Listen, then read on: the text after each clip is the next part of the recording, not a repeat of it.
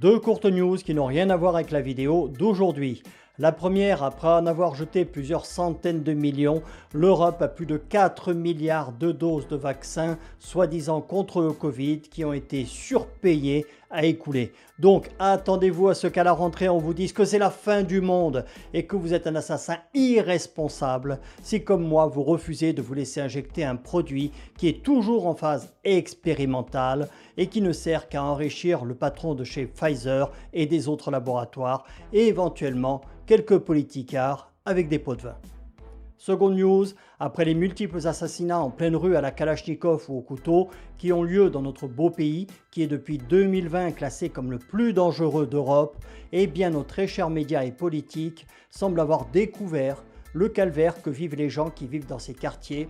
Et donc, pour sauver ces pauvres trafiquants de drogue complètement incultes et désocialisés de la délinquance, ils veulent leur proposer des emplois à 2 500 ou 3 000 euros par mois. Effectivement, c'est mieux qu'un stage non rémunéré.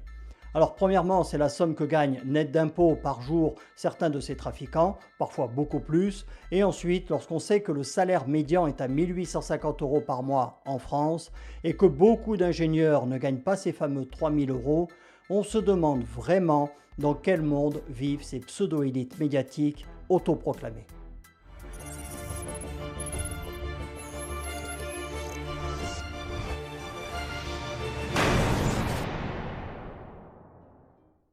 Bonjour à tous. On a connu les jeunes bourgeois désœuvrés et pouilleux des gonfleurs de pneus de voitures familiales, dont on n'entend plus parler d'ailleurs, sauf peut-être leurs dentistes, et dorénavant en France, le nouveau collectif à la mode, ces dernières rénovations. Ça ne durera pas longtemps et je vais vous expliquer pourquoi.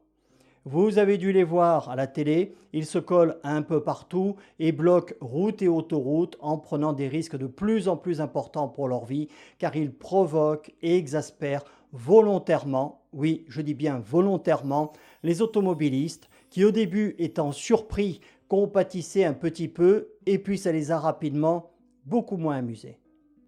Ils sont plus de 300 associations dans le monde qui utilisent toutes le même mode opératoire et sont presque toutes financées par le même organisme, le Climate Energy Fund, et sont gérées par le réseau international A22. Alors j'ai fait 3 demandes d'interview au service presse de dernière rénovation en France, ils n'ont même pas jugé utile de me répondre, même pour un refus. C'est vrai qu'il vaut mieux pour eux se faire interviewer par des pseudo-journalistes compatissants qui ne posent pas de questions gênantes. On trouve plusieurs grosses entreprises et des milliardaires qui financent le Climate Energy Fund. La question qu'on est en droit de se poser, c'est pourquoi? Est-ce par altruisme, pour payer moins d'impôts, pour se donner une image vertueuse ou pour des convictions personnelles, ou bien, comme Bill Gates avec sa fondation, en retire-t-il de très juteux bénéfices derrière, tout en asservissant et ruinant une partie de la population mondiale? Le mode opératoire, comme les pires régimes dictatoriaux, oui, ils envoient au front les jeunes et les vieux. De jeunes diplômés ou étudiants de bonne famille, un peu paumés dans la vie, et des retraités un peu écolos et 68ards attardés que ça occupe et qui pensent ainsi donner un sens à leur vie et ont encore l'impression de servir à quelque chose. Mais à quoi? Je ne sais pas. Point commun, ils sont tous d'une nonchalance et d'une mollesse qui laissent à penser qu'ils sont soit drogués, soit fortement alcoolisés, soit débiles mentaux profonds. Ceux d'âge moyen et qui ont toutes leurs facultés intellectuelles, eux, dirigent les opérations, distribuent les banderoles et filment pour TikTok et Instagram essentiellement. Alors, ils sont bien organisés, il y a en permanence 2 personnes de l'organisation qui filment, mais qui ne filment pas la manifestation, qui d'ailleurs est illégale. Ils filment les automobilistes excédés qui s'en prennent aux manifestants. Car leur but, c'est avant tout de créer le buzz en montrant la violence dont ils voudraient se faire passer pour les victimes. Pour ceux qui connaissent, c'est le fameux triangle de Karpman dans lequel ils tentent de passer de la position d'agresseur à celle de victime. En fait, le mode opératoire est toujours le même. Ils commencent par agacer volontairement les gens. Lorsqu'ils les écartent de la route gentiment, ils y reviennent systématiquement. Les automobilistes s'énervent, les écartent à nouveau beaucoup moins gentiment. Et là, ils obtiennent les images qu'ils sont venus chercher. Des images de clash, des images de chaos, des images de violence. Et si en plus une moto ou une voiture force le passage, alors là, c'est bingo. Bien entendu, les dirigeants de ces groupuscules se tiennent, eux, à l'écart. C'est plus facile d'envoyer les autres au casse-pipe et se faire tabasser ou écraser que d'y aller soi-même. Ensuite, ils abreuvent les médias classiques qui en sont très friands de ces images violentes. Ceux-ci les diffusent largement avec en contrepartie des commentaires compatissants.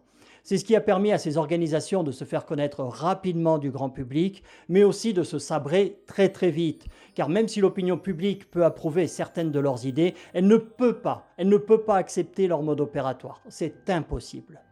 Donc très rapidement, leurs actions ont été rejetées, et eux avec, par l'immense majorité de la population mondiale, que les médias ont été obligés de suivre, au risque de perdre une partie de leur audience et de leurs revenus publicitaires. Avancez, avancez, écrasez-les, on s'en branle. Avancez. Ils vont bouger, avancez. Bande de filéraux.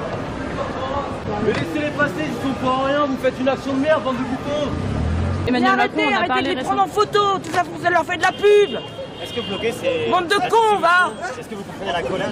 Mais arrêtez un peu, arrêtez, vous levez, connard. Arrêtez, on vous dit d'arrêter, d'accord? Vous avez l'air de quoi? Imbécile. C'est le serpent qui se mord la queue et c'est ce qui fait que leurs mouvements ne peuvent être qu'éphémères et qu'ils n'obtiendront jamais gain de cause. Aucune action ne peut obtenir gain de cause si elle n'est pas populaire ou si tu n'as pas de 49.3. Par contre, à chaque fois que la police intervient, elle met pas mal de temps à arriver et beaucoup plus complaisante avec eux qu'avec les manifestants contre la réforme des retraites par exemple. Ils ne les éborgnent pas à coups de LBD et mettent en général 20 à 40 minutes pour dégager les voies qu'occupent une petite dizaine de personnes. Y aurait-il une complicité et des ordres de la part des politiques en ce sens pour une fois de plus exaspérer les paisibles et honnêtes citoyens? On peut se le demander. Leurs revendications, par contre, sont souvent légitimes. Certains demandent que l'on stoppe l'extraction du pétrole par cracking et en France que l'on accélère le processus de rénovation énergétique des passoires thermiques. Ayant travaillé une partie de ma vie dans l'ingénierie de la construction et la conception de bâtiments bioclimatiques, je ne peux qu'approuver leur démarche et irai même beaucoup plus loin qu'eux, car rénover ces passoires thermiques, ce n'est ni logique ni efficace et cela revient beaucoup trop cher. Ce qu'il faut, c'est raser tous ces vieux bâtiments vétustes et en construire d'autres qui correspondent aux normes et aux modes de vie actuels, comme avait pu le faire le baron Haussmann à Paris sur instruction de Napoléon III au XIXe siècle. Ça permettrait de restructurer de manière beaucoup plus logique, plus économique, plus rapide et beaucoup plus humaine de nombreuses villes devenues complètement vétustes. Je vais terminer en leur donnant un conseil. Plutôt que de casser les pieds aux paisibles citoyens qui vont travailler, attaquez-vous aux vrais pollueurs que sont l'industrie, l'agriculture, les bateaux de croisière ou les porte-containers, ou encore en allant bloquer l'Inde ou la Chine, qui polluent des milliers de fois plus que nous. Salut à tous!